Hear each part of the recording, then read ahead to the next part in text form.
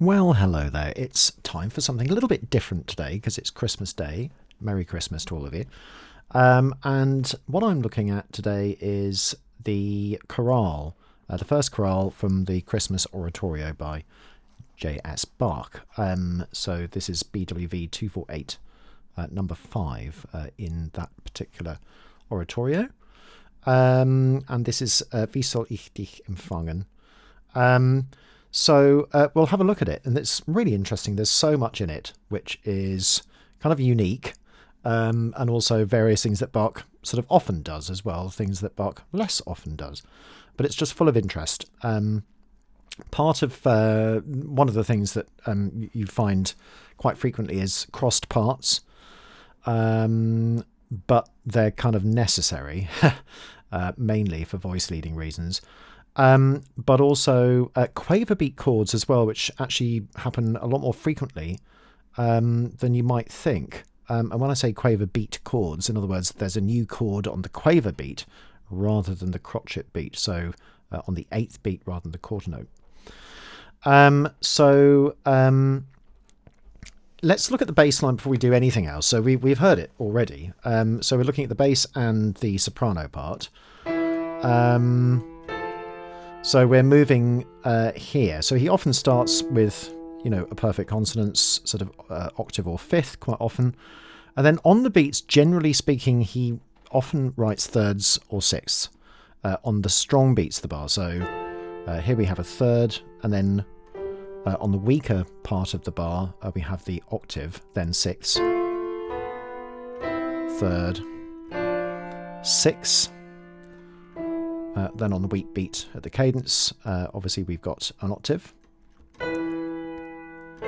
Again, a third on the very beginning, fifth on the weaker beat, sixth on the strong beat, fifth on the weaker beat, and then an octave at the cadence.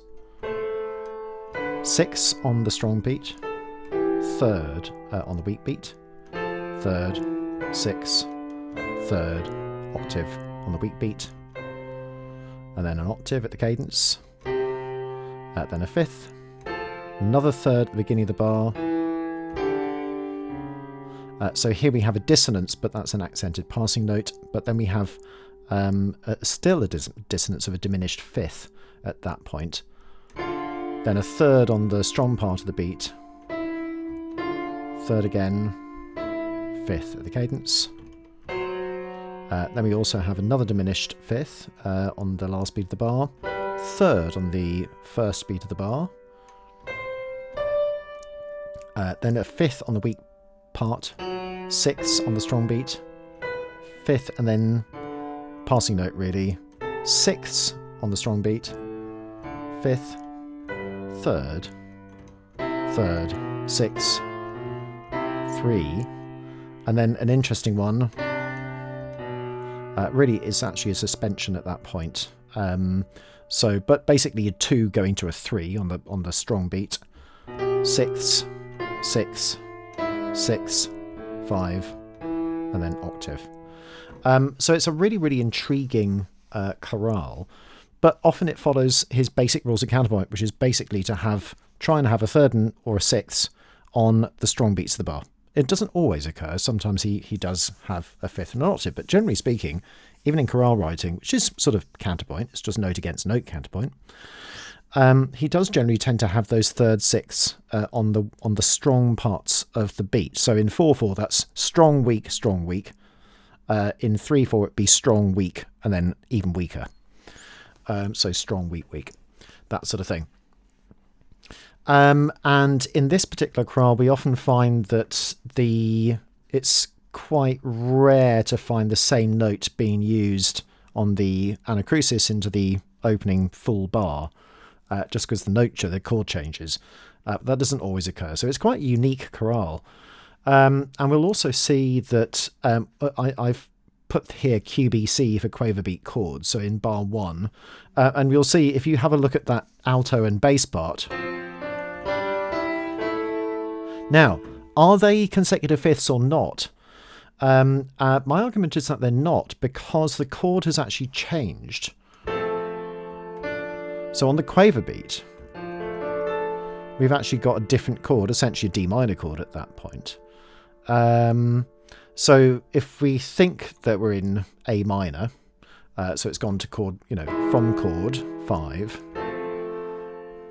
So it should really go to chord 6, but actually it's gone to a D minor chord, so that's actually chord 4. And then another chord at that point. So, what's it going to? We're kind of in C major at that point.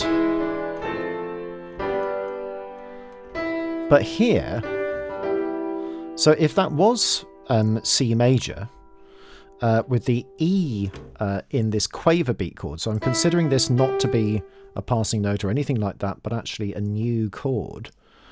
So an E minor chord, so that would be sort of chord 3B, which can happen, and often it has happened before.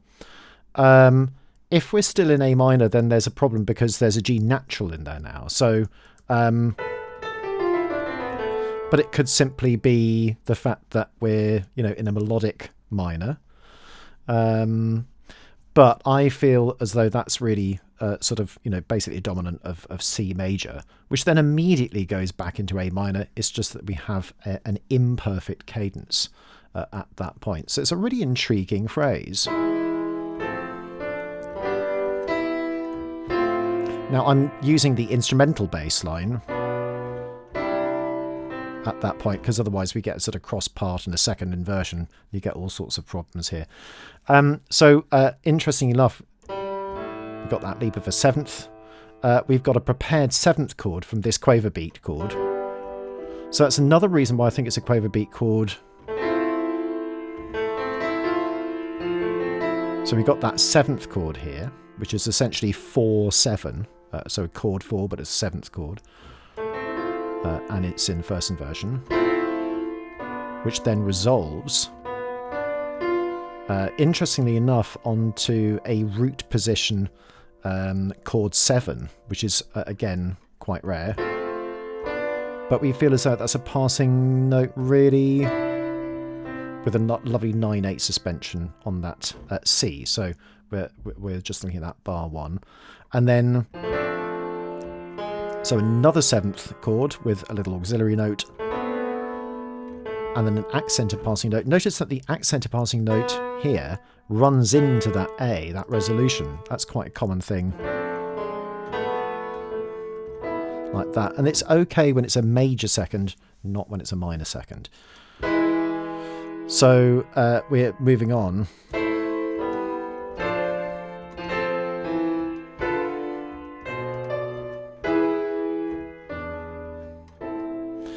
So another accented passing note at this point.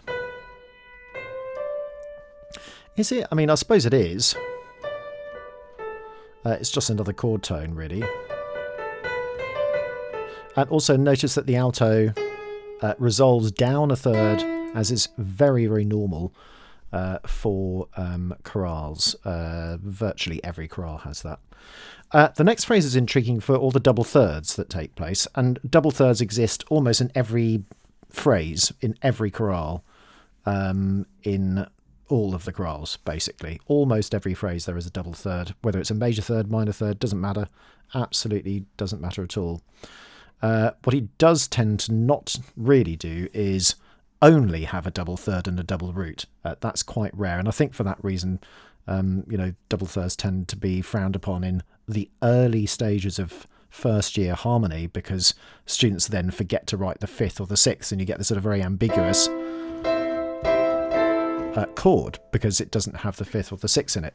Because of course all the chord shapes are either root position chords or first inversion chords. In other words, 5/3 chords or 6/3 chords.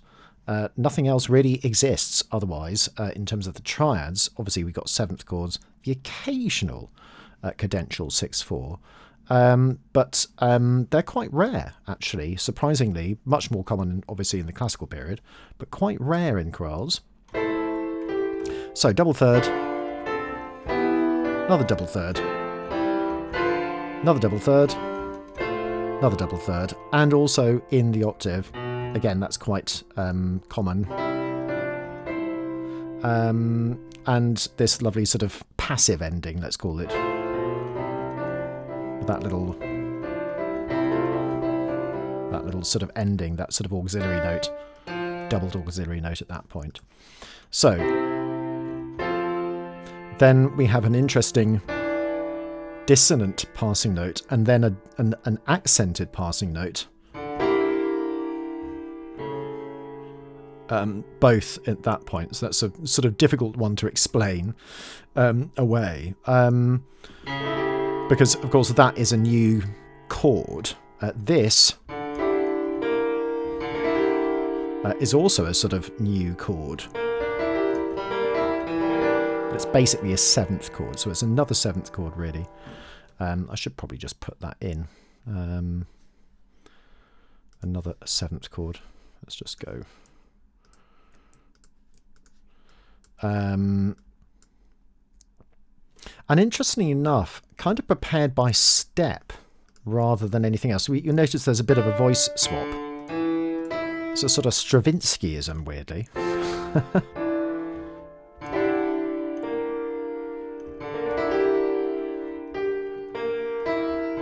Yeah, really interesting.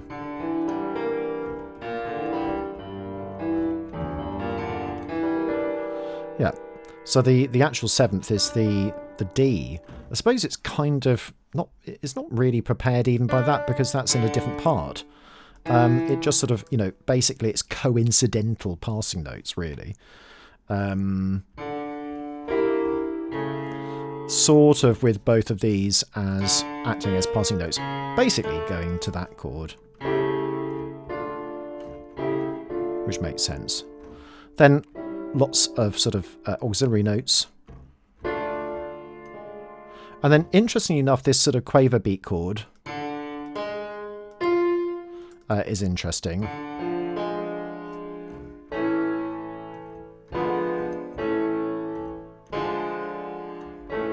Really weird. It's sort of a rare, very, very rare diminished chord in root position. Because there's no B in there either, so it's not a diminished 7th either. So again, a sort of real rare thing.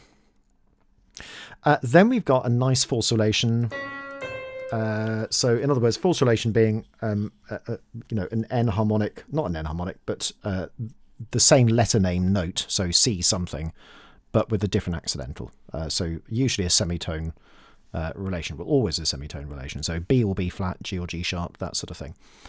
But they're surprisingly more common, I've discovered, in chorales than perhaps we're led to believe. And they occur all over the place, at least once every sort of 5 or 6 in chorales. Because I've done a bit of a study for them and actually kind of done a spreadsheet of these, because it's just interesting. So I suppose it's mitigated by the fact it's in a different phrase as well. But that doesn't stop this bit, for example. But then there's a quaver beat chord again, so that sort of cancels the juxtaposition out. So they're usually little reasons why he has different letter names, different accidentals for the same letter name note. There's usually some other reason why that's happening. So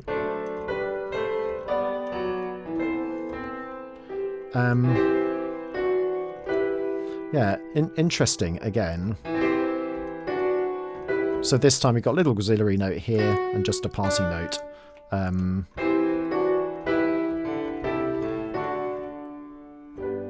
So at this point we're in G major. So we've got sort of 4B.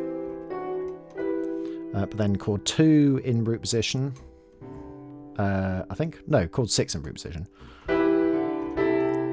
And then another 2-7-B-5-1, which again prepared, sounded and resolved in the same part. Here we got a nice little harmony note.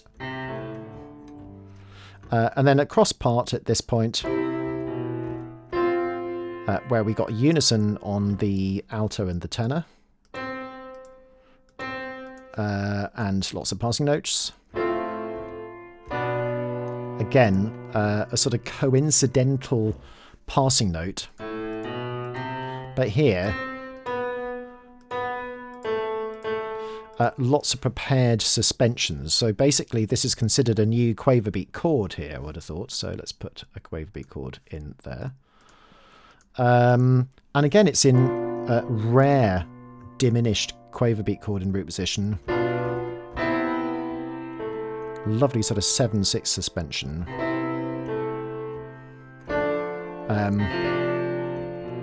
So another sort of rare minor 7th chord in root position. Then a passing 6/4. So usually passing 6/4s are sort of coincidental byproducts of the fact that there are lots of passing notes going on.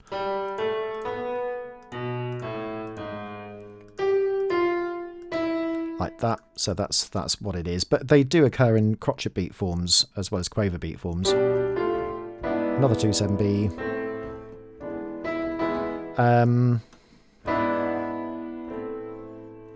Yeah, with a con finalis ending on the dominant as well.